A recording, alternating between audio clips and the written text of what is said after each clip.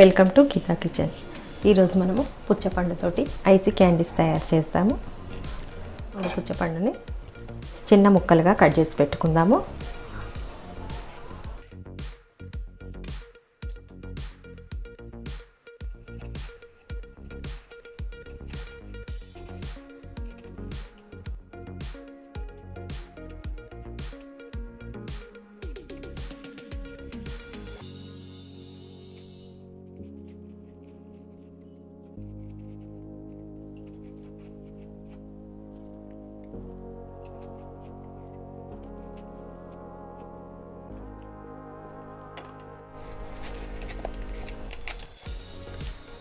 పుచ్చపండుని ఈ విధంగా చిన్న ముక్కలుగా కట్ చేసి గింజలన్నీ తీసేద్దాము.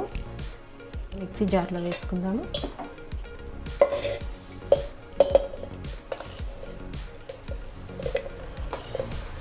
మిక్సీ జార్లో వేసుకొని పండు స్వీట్ని బట్టి మనము షుగర్ వేసుకుందాము.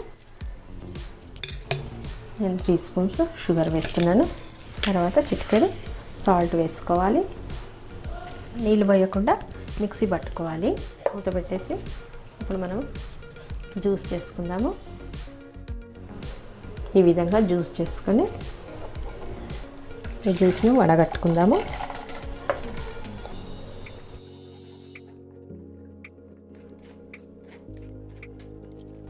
ఈ విధంగా వడగట్టుకోవాలి.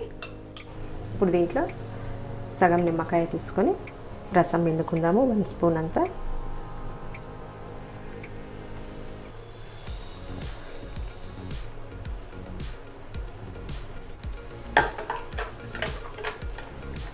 నిమ్మరసం వేసుకొని కలుపుకోవాలి.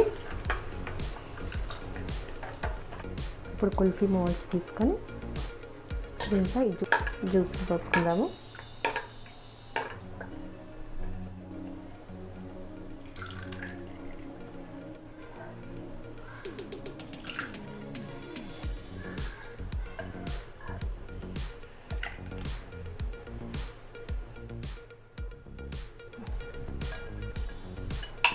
ఈ విధంగా అన్నిట్లో పోసి పెట్టిన తర్వాత వీటిపైన మూతలు పెట్టేసుకుందాము.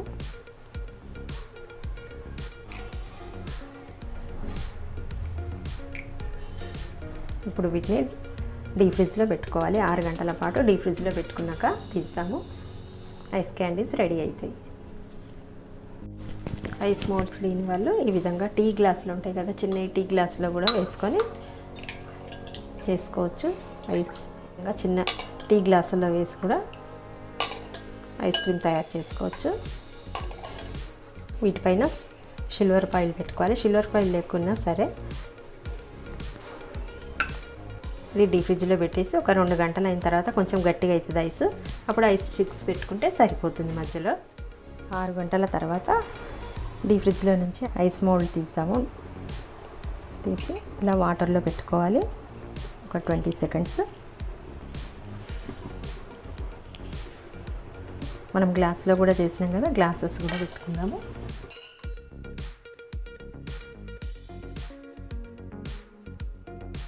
ట్వంటీ సెకండ్స్ తర్వాత వీటిని తీసేద్దాము వాటర్లో నుంచి.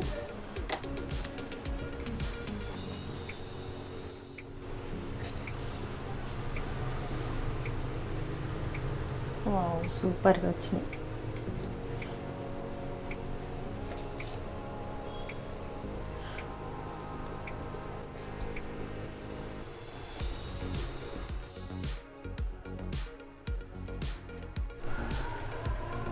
పుచ్చపండుతో కుల్ఫీ ఎంత బాగా వచ్చిందో చూడండి.